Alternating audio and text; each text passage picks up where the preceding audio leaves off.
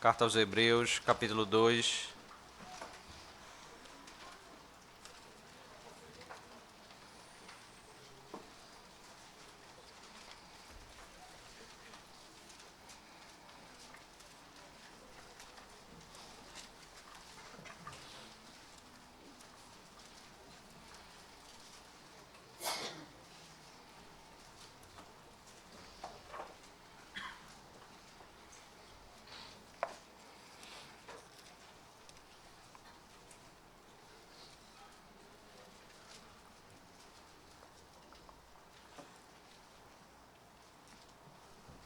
Vamos ler inicialmente verso 1 a verso 9.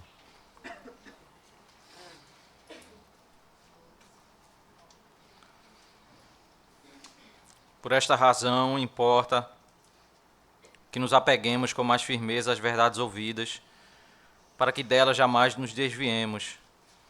Se, pois, se tornou firme a palavra falada por meio de anjos, e toda transgressão ou desobediência recebeu justo castigo, como escaparemos nós se negligenciarmos tão grande salvação, a qual, tendo sido anunciada inicialmente pelo Senhor, foi-nos depois confirmada pelos que a ouviram, dando Deus testemunho juntamente com eles, por sinais, prodígios e vários milagres, e por distribuições do Espírito Santo segundo a sua vontade. Pois não foi a anjos que sujeitou o mundo que há de vir, sobre o qual estamos falando. Antes, alguém em certo lugar deu pleno testemunho, dizendo: que é o homem que dele te lembres, ou filho do homem que o visites. Fizeste-o por um pouco menor que os anjos, de glória e de honra o coroaste, e o constituíste sobre as obras das tuas mãos. Todas as coisas sujeitaste debaixo dos seus pés. Ora, desde que lhe sujeitou todas as coisas, nada deixou fora do seu domínio. Agora, porém, ainda não vemos todas as coisas a ele sujeitas. Vemos, todavia, aquele que, por um pouco, tendo sido feito menor que os anjos, Jesus, por causa do sofrimento da morte, foi coroado de glória e de honra, para que, pela graça de Deus, provasse a morte por todo o homem. Vamos à presença de Deus mais uma vez em oração. Senhor nosso Deus, nós te suplicamos mais uma vez, Senhor, quando agora nós lemos o texto sagrado, para meditarmos em exposição do texto sagrado, e suplicamos, ó Deus, a tua graça, o teu favor, porque nós dependemos inteiramente de ti, Senhor.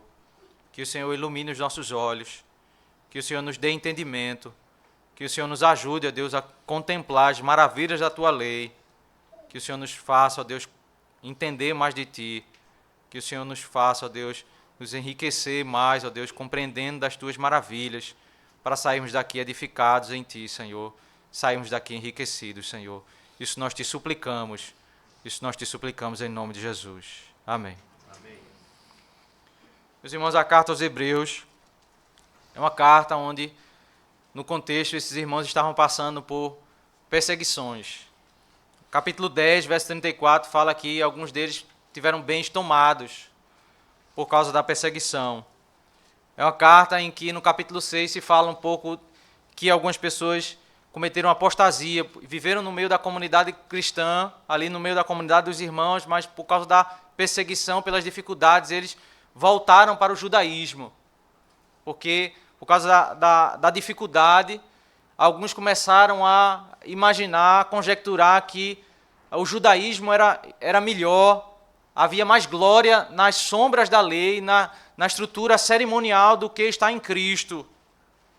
E ainda que a carta aos Hebreus tem toda essa estrutura de explicações, ao longo de toda a carta, muitas explicações sobre essa relação antiga e nova aliança, nós temos muitos elementos de exortação para que a igreja não volte à estrutura da antiga aliança, porque a igreja está, por causa da perseguição, por causa da dificuldade, alguns irmãos estão voltando às sombras da lei, voltando ao judaísmo. Nós podemos entender o capítulo 1 e o capítulo 2 como um bloco maior aqui, unido, porque existem dois elementos no capítulo 1, você pode voltar um pouco e observar no verso 1 ao verso 3 do capítulo 1, quando trata-se sobre a revelação. Fala da revelação de Deus da antiga aliança, essa revelação progressiva, Deus falando pelos profetas, os pais pelos profetas, mas Deus nos falou pelo Filho. E como que entrelaçado da revelação do Filho, a grandeza do Filho, porque não há como separar esse conceito da revelação do Filho da pessoa do Filho, porque se eu rejeito a revelação do Filho, eu tenho um problema com o Filho. Mas aí há um segundo elemento, uma segunda parte no capítulo, que é a comparação de Cristo com os anjos, que se inicia, um verso que faz transição entre o primeiro bloco e o segundo bloco, é o verso 4, até o final do capítulo 1, a comparação entre Cristo e os anjos. Cristo é Senhor e os anjos são servos. O porquê dessa comparação vai ficar muito mais claro aqui no capítulo 2, porque o capítulo 2, essas estruturas se repetem. Primeira parte do capítulo 2, verso 1 ao verso 4, se trata sobre revelação, repetindo a primeira parte do capítulo 1. E a segunda parte do capítulo 2 vai se fazer uma comparação entre Cristo e os anjos. Vai se retomar lá o Salmo 8, vai fazer uma explicação sobre o Salmo 8. Mas, além dessa explicação do Salmo 8, você pode observar que, como que fechando todo o bloco do capítulo 2, você vai observar lá no verso 16, ele vai fazer uma referência novamente a anjos, porque a ideia é exatamente essa, é que o capítulo 2 ele faz um paralelo com o capítulo 1. Primeira parte sobre revelação, e a segunda parte é uma comparação entre Cristo e os anjos. E o segundo capítulo ele retoma alguns conceitos e ele traz um aprofundamento dessa ideia do capítulo 1. E aí nós iremos pensar um pouco aqui sobre esse texto. Primeira parte, a revelação, aqui o texto se propõe a trazer sobre essas implicações, sobre a grandeza da revelação e a grandeza do Redentor. Entendendo esses conceitos, nós temos que ler o capítulo 2, entendendo que ele está atrelado a essas verdades do capítulo 1. E por isso o capítulo 2 ele já inicia assim: por esta razão, importa que nos apeguemos com mais firmeza às verdades ouvidas. Por esta razão é por causa da grandeza do Redentor e por causa da grandeza da revelação que foi apresentada exatamente no capítulo 1. Importa que nos apeguemos com mais firmeza. Literalmente o texto quer dizer que nós devemos dar atenção, devemos ouvir com atenção a verdade revelada em Cristo Jesus, as verdades ouvidas, para que delas jamais nos desviemos. O contexto, meus irmãos, é que pessoas... Parece contraditório, porque o contexto da carta aos Hebreus é que muitas pessoas estão olhando para a revelação de Cristo, estão vivendo no meio da comunidade cristã, estão simplesmente abandonando e voltando para o judaísmo. E parece contraditório, porque como é que pode eles chegarem próximo do Rei da Glória, daquele que é o Cristo glorioso, e eles estarem virando as costas e voltando para a estrutura do judaísmo, a estrutura que tem menos glória. Mas onde é que está o problema? Será que a luz de Cristo deixou de brilhar? Será que Cristo está perdendo a sua glória com o tempo? O problema está no homem. O problema está no coração do homem. E aqui o capítulo 2 está dizendo: importa que nos apeguemos com mais firmeza, porque o problema está em nós. Porque o nosso coração, ele é tendencioso a desvios. Nós somos tendenciosos exatamente a atribuirmos glória àquilo que não tem, a fazermos essa comparação e dizermos que aquilo que tem menos glória e dizermos que tem mais glória. E atribuirmos de modo equivocado. Se estivermos longe do entendimento bíblico, nós vamos nos distanciar daquilo que tem menos glória e vamos nos aproximar daquilo que tem menos glória. Nós precisamos tomar cuidado com o nosso próprio coração. E como é que nós vamos tomar cuidado? Aqui a orientação é: importa, o mandamento é: importa que nos apeguemos. Devemos ouvir essa gloriosa revelação atentamente. E aqui o texto avança falando sobre a questão do juízo. Há uma comparação entre a antiga aliança e a nova aliança sobre esse tema do juízo. O verso 2 e a metade do verso 3 fala: se, pois, se tornou firme a palavra falada por meio de anjos, e toda transgressão ou desobediência recebeu justo castigo.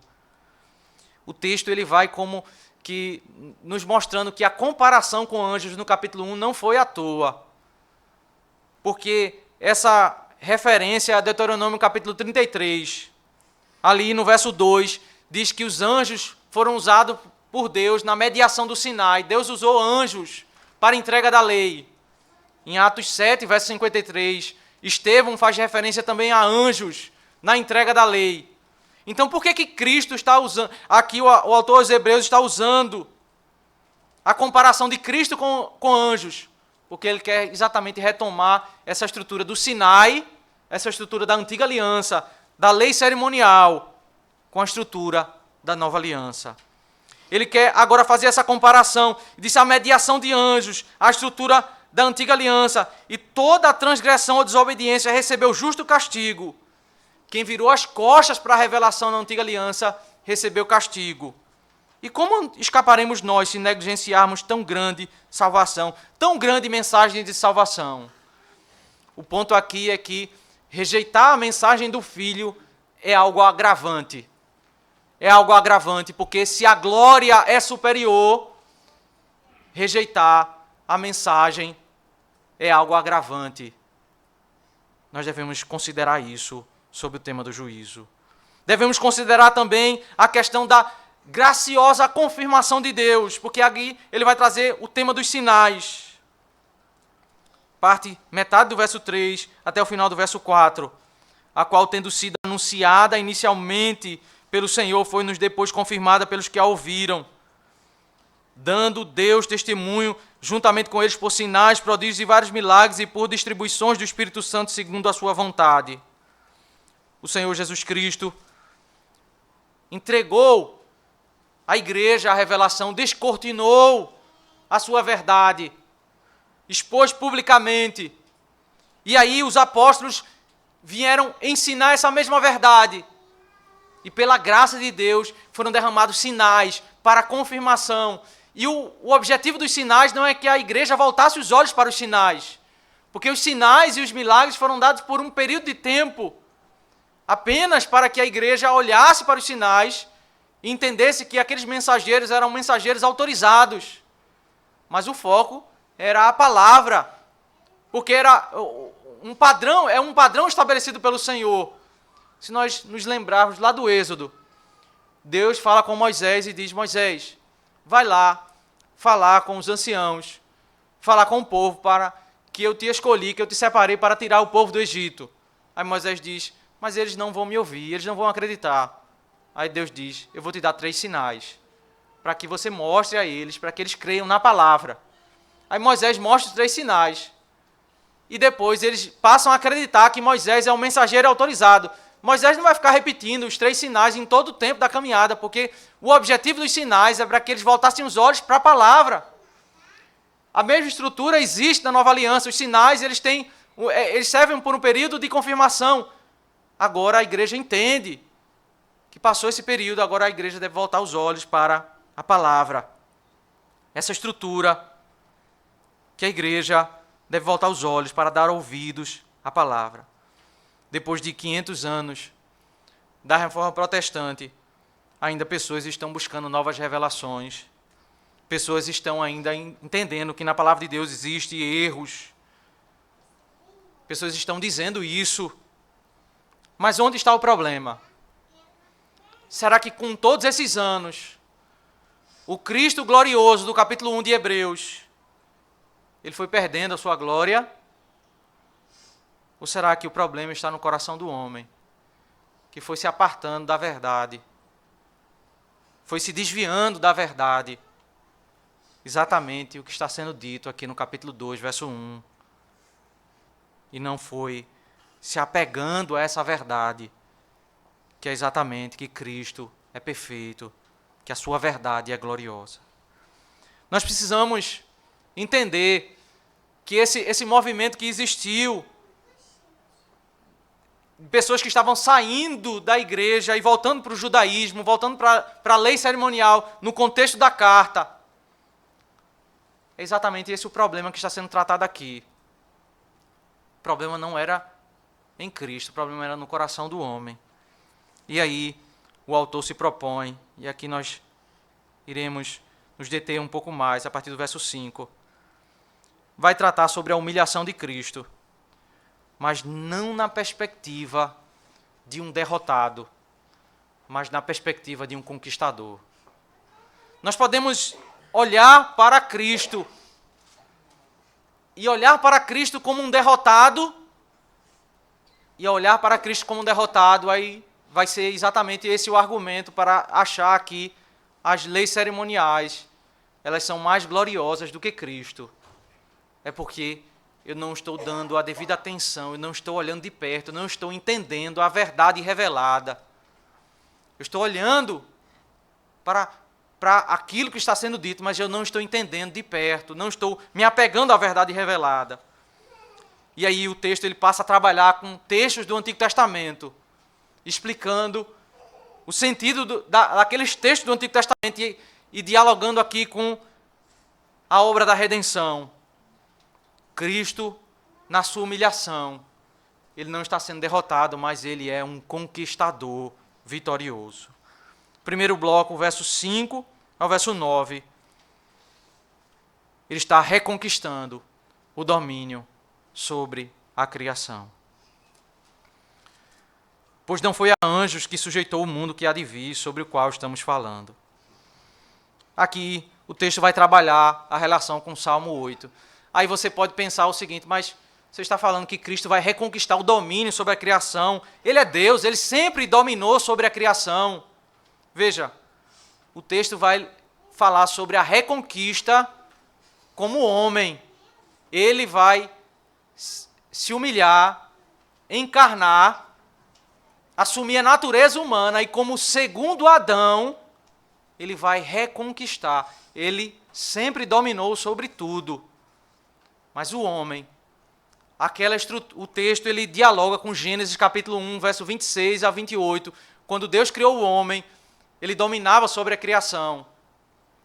E aí, quando o homem pecou, esse seu domínio ele é despojado. Ele não tem pleno domínio sobre a criação. E aí Cristo, ele assume a natureza humana. E o Salmo 8 é exatamente ele como segundo Adão, ele assumindo, aí ele dominando sobre a criação. Antes alguém em certo lugar deu pleno testemunho dizendo, alguém é Davi, e o lugar é exatamente o Salmo 8. Que é o homem que dele te lembres, ou o filho do homem que o visite. Esse texto é desafiador porque o texto ele trata da dignidade da humanidade. Então, existem dois conceitos aqui que são como que entrelaçados no texto. Criação e recriação. O texto do Salmo 8, ele fala sobre Gênesis 1, verso 26 a 28, Deus criando o homem, dominando sobre a criação. Deus é aquele que tem um nome magnífico sobre toda a terra, ele é exaltado. Comparar Deus com o homem, Deus está acima do homem. Então, quem é o homem comparado com Deus? É abaixo do Senhor, no conceito da criação. Mas a bondade de Deus é que Deus colocou o homem acima da criação. Mas esse texto, ele também fala sobre a recriação, porque Deus, ele enviou o seu Filho para visitar a humanidade, para morrer pelos seus eleitos. E aí o texto, no verso 7, ele dialoga também com esses dois conceitos. Fizeste-o por um pouco menor que os anjos, de glória e de honra o coroaste, e o constituíste sobre as obras das tuas mãos. Esse texto ele tem esses dois conceitos. Gênesis 1, verso 26 e 28. E não há nenhuma contradição. O homem foi criado como líder da criação, a glória e a honra aqui, que inicialmente no Salmo 8 está sendo falada, é o homem ali, Gênesis 1, verso 26 e 28, líder da criação. Mas aqui, essa glória e a honra, ela é aplicada como o segundo Adão, que morreu e ressuscitou. A glória e a honra é a ressurreição de Cristo e o constituísse sobre obras das tuas mãos. E agora ele reconquistou todas as coisas, sujeitaste debaixo dos teus pés. Ora, desde que ele sujeitou todas as coisas, nada deixou fora do seu domínio. Agora, porém, ainda não vemos todas as coisas a ele sujeitas. As pessoas comentando esse texto, que não acreditam na inspiração das Escrituras, elas passam a dizer que o autor dos Hebreus como que corrompeu o Salmo 8, não entendendo, e fez uma deturpação do Salmo 8. Calvino, comentando esse texto, ele diz exatamente isso, que ainda que o Salmo 8 fala da dignidade da humanidade, o Salmo fala sobre a dignidade da humanidade, nós não podemos entender a dignidade da humanidade fora do segundo Adão. É no segundo Adão, na recriação, que o homem ele vai conseguir exatamente encontrar a dignidade de Gênesis 1, verso 26 a 28. A dignidade da criação. É na recriação que o homem vai conseguir encontrar a dignidade ali, que foi a restauração de todas as coisas. E o texto se propõe aqui no verso 9 exatamente a fazer essa conexão. Nós não podemos cantar e ler o Salmo 8 sem colocar a pessoa de Cristo. Verso 9, vemos todavia aquele que por um pouco, tendo sido feito menor que os anjos, Jesus, por causa do sofrimento da morte, foi coroado de glória e de honra, para que pela graça de Deus provasse a morte por todo o homem. O verso 9 está como que dizendo, olha, ainda que o Salmo está falando daquela verdade da criação, nós não podemos apartar esse texto de Cristo, da sua morte, da sua ressurreição, porque exatamente ele vem para fazer isso em benefício do homem. Quando você pega o verso 8 aí de Hebreus, se você pegar o texto relacionado lá do Salmo 8, você vai ver que o texto que vem em seguida, ele dominou sobre bois, sobre aves, porque ele está falando exatamente de Gênesis capítulo 1. Mas o que o texto está dizendo é que Cristo é na obra da recriação, na sua morte e na sua ressurreição, que ele faz isso em benefício do homem, na sua morte, ele faz isso para o benefício do homem, provar-se a morte por todo o homem. É na sua morte que ele vai conquistar o domínio da criação para o homem. A relação do ser humano com o mundo foi abalada por causa do pecado. E é exatamente na redenção que essa obra da recriação, a restauração das coisas, aí nós podemos olhar para Cristo como um humilhado, um derrotado, quando nós não estamos entendendo o que é a obra da redenção. Mas a compreensão das Escrituras, ele é um conquistador, ele está reconquistando para o homem o domínio que foi perdido, ele está reconquistando. O Salmo 8 trata sobre a reconquista nessa relação com a criação. A segunda reconquista que trata o texto, verso 10 ao verso 13. Ele veio fazer uma grande colheita. Parece um derrotado, mas que colheita ele veio fazer? Porque convinha que aquele por cuja causa e por quem todas as coisas existem, conduzindo muitos filhos à glória, aperfeiçoasse por meio de sofrimentos o autor da salvação deles. O verso 10 ele dialoga com o bloco anterior, mas ele inicia esse novo bloco, a necessidade da morte do Redentor, mas pelo decreto de Deus, para conduzir os filhos à glória. O termo de aperfeiçoar aqui é a ideia de consagração. O filho foi consagrado pelo pai, pelos sofrimentos, ele é o autor da salvação. Ele veio para morrer, para fazer salvação. Veja, não temos como olhar a humilhação de Cristo como uma derrota. Ele é um conquistador. Ele veio para salvar, ele veio para fazer essa obra de conquista em favor do homem, dos seus eleitos. Pois tanto o que santifica, que é Cristo, como os que são santificados, todos vêm de um só. Todos os seus eleitos. E aí esse um só, à luz do verso 14, nós entendemos que é a natureza, uma só natureza.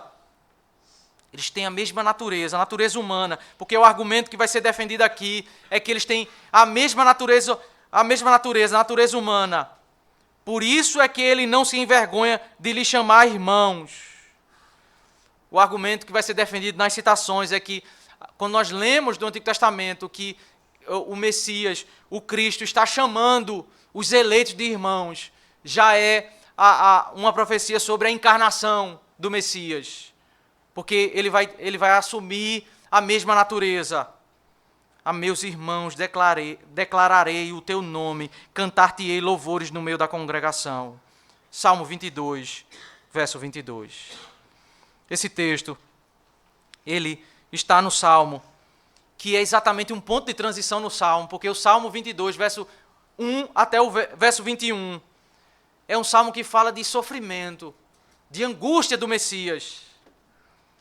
Mas o Salmo, verso 22 até o final do Salmo, é um Salmo que fala sobre a conquista, a alegria, a vitória. Ele colhendo pessoas no meio dos gentios. É um salmo que está correlacionado exatamente com o Salmo 23 e o Salmo 24. Ele abre essa sessão, a metade do salmo ele abre a sessão com o Salmo 23 e o Salmo 24. O salmo da conquista, da colheita. O salmo parece bem diferente, porque o salmo fala exatamente isso. É a morte e a ressurreição. É a partir da ressurreição que começa a colheita. Nós não podemos olhar para o Messias como um derrotado, porque o que é que ele faz com os irmãos? Ele revela o Pai. Declararei o teu nome. E aqui nós vemos claramente a mentira de Satanás, porque lá em Gênesis 3, o que foi que Satanás, a serpente, disse para Eva? Que Deus queria privar o homem do conhecimento. E Deus enviou o seu Filho para revelar o Pai aos seus eleitos. Para declarar o Pai, o caráter do Pai, o nome. Ele declara, ele revela o Pai. E o Salmo fala que ele dá o exemplo, cantando louvores ao Pai. E ele conduz a igreja a cantar ao Pai. Cantar-lhe-ei louvores no meio da assembleia, da igreja, da congregação. E outra vez, aí ele cita agora Isaías, capítulo 8, verso 17 e verso 18, mas da mesma intenção, no mesmo propósito, dessa colheita, dessa redenção, a ideia aqui é a redenção dos eleitos. Eu porei nele a minha confiança. Aqui o contexto é Isaías com seus discípulos, um contexto em que muitas pessoas viraram as costas para o Senhor. Isaías, ainda que muitas pessoas estão virando as costas, Isaías diz, eu confio no Senhor. Isaías está representando aqui o Messias, porque o Messias, como mestre, nos dando o exemplo, ele está nos guiando, dizendo que assim como ele confia no Pai, nós devemos confiar no Pai. E ele diz, eis aqui estou eu e os filhos que Deus me deu. Muitas pessoas haviam abandonado o Senhor e estava Isaías como tipo do Messias, com poucos discípulos. Era a representação de Cristo e a igreja. Ainda que havia uma grande apostasia, mas ele fez uma colheita àqueles a quem Deus havia separado, aqueles que haviam ouvido a voz do irmão mais velho. Não é um derrotado. Não podemos ver a humilhação de Cristo como aqui a obra de um derrotado, porque o resultado é uma colheita. O resultado da obra da redenção é exatamente irmãos que estão conhecendo a Deus, que estão cantando, vindo de todas as nações, adorando o Senhor. O texto prossegue nessa estrutura de conquista. O verso 14 ao verso 18 fala agora ele derrotando os inimigos. Veja, o verso 5 ao verso 9, ele reconquista a relação com a criação. O verso 10 ao verso 13, sobre a colheita sobre os eleitos. E o verso 14 ao verso 18, ele destruindo os inimigos.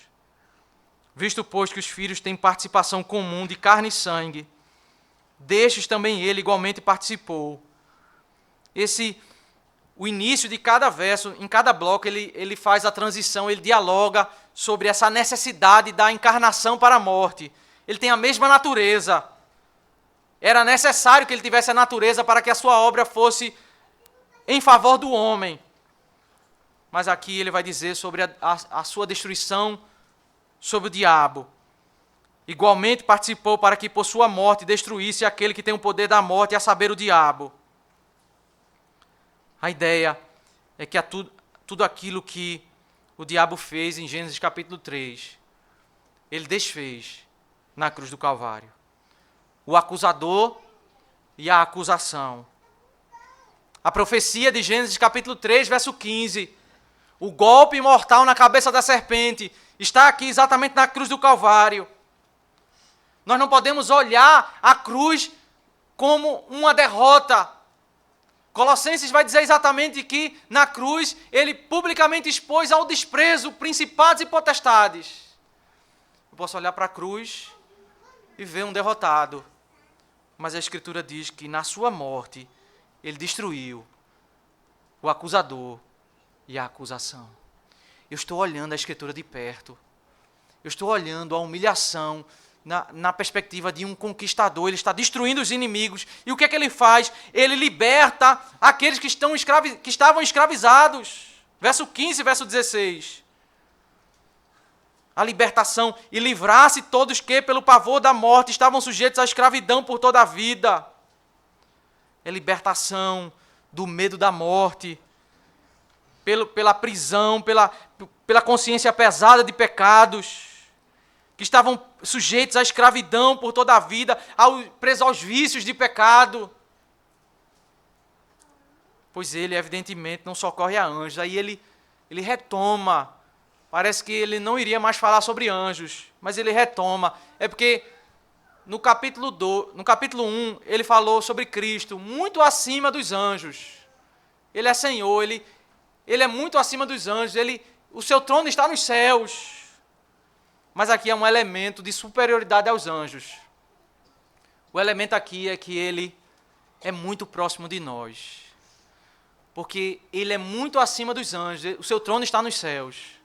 Mas a superioridade aqui é que ele é tão próximo de nós, que ele desceu para nos salvar, para nos redimir, para nos libertar dos vícios do pecado, para destruir o diabo, o acusador, derrubar a acusação, para tirar dos temores, dos vícios, do pecado, para nos socorrer a descendência de Abraão, que somos nós, os eleitos.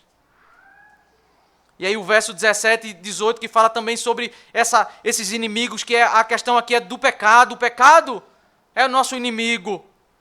Por isso mesmo, convinha que em todas as coisas se tornasse semelhante aos irmãos. Novamente, a necessidade da encarnação para ser misericordioso e fiel sumo sacerdote nas coisas referentes a Deus. Misericordioso para conosco, mas fiel ao Senhor, para fazer propiciação pelos pecados do povo, para quitar a nossa dívida, para cobrir os nossos pecados, para tirar toda a nossa dívida, anular o nosso pecado, pois naquilo que ele mesmo sofreu, tendo sido tentado, é poderoso para socorrer os que são tentados.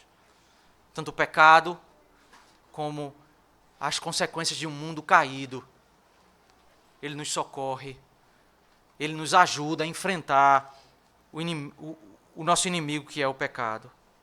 Nós não podemos olhar para Cristo como um derrotado. Na sua humilhação, ele está fazendo uma conquista, ele está sendo um vencedor. O problema, num contexto da carta, as pessoas estão voltando para as leis cerimoniais, porque elas estão entendendo que é mais glorioso estar nas leis cerimoniais do judaísmo, porque é mais glorioso estar com anjos, com a estrutura que foi entregue por anjos que vieram do céu, do que um homem humilhado. Porque toda humilhação, quando não entendida, ela pode aparentar derrota. Porque sem atenção, sem a devida atenção, os meus julgamentos eles são distorcidos. Eu vou dizer que aquilo que é mais glorioso é menos glorioso. Aquilo que é rico é pobre, aquilo que é pobre é rico. Os meus valores vão ser invertidos.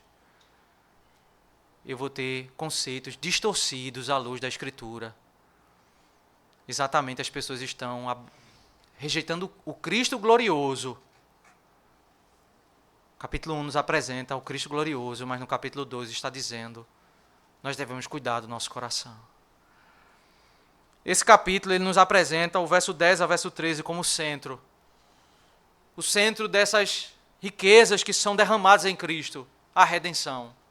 Porque veja, nós não podemos pensar sobre revelação, verso 1 ao verso 4, a parte da redenção, a parte do Redentor. As pessoas hoje querem falar sobre revelação e correr atrás de revelação, a parte do Redentor. E elas terminam na cegueira de tantos conceitos e tantas ideias. Elas, pelo contrário de conhecer mais a Deus, elas caminham em conceitos que afastam elas de Deus. Porque quando eu vou tentar buscar a revelação, a parte do ápice da revelação, que é no Redentor, eu encontro cegueira. Eu fico perdido.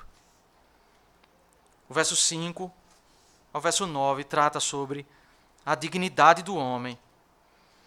Essa reconquista que existe em Cristo, no Redentor. E se eu não buscar isso, a relação do homem com a criação, fora do Redentor, a relação do homem com o mundo, fora do Redentor, a minha vida vai ser um vazio. Algumas pessoas querem encontrar paz para o seu coração, alegria para o seu coração, em uma vocação profissional, realizar seus sonhos. E isso é bênção quando isso é feito em Cristo. Mas para substituir Cristo, a parte de Cristo, o coração vai estar vazio. O coração não vai conseguir ser suprido, porque nós não podemos encontrar dignidade para o ser humano a parte de Cristo. Nós não podemos, meus irmãos, enfrentar os inimigos, os nossos temores, os nossos vícios, os vícios presentes nesse mundo caído, a parte de Cristo. É pela palavra, pelo ensino da palavra, pela orientação da palavra, que nós vamos lidar com vícios, nós vamos lidar com a orientação para os temores, o medo da morte, o socorro no Senhor, para ter a força para lidar com o pecado, com a realidade de um mundo caído. É no Senhor. O verso 10 ao verso 13. É na redenção que nós temos exatamente a base dessa riqueza que nós podemos encher o nosso coração e beber do Senhor. Que o Senhor nos abençoe. Vamos orar ao Senhor. Senhor nosso Deus, nós te damos graça pela tua santa palavra, Deus. Damos graças pela salvação, ó Deus, gloriosa, pelo Cristo glorioso, pela palavra gloriosa. E porque na tua palavra, Deus, nós somos abençoados, nós somos enriquecidos, e nós, ó Deus, somos saciados. Pedimos, ó Deus, que o Senhor continue nos abençoando. Isso nós te oramos, em nome de Jesus. Amém.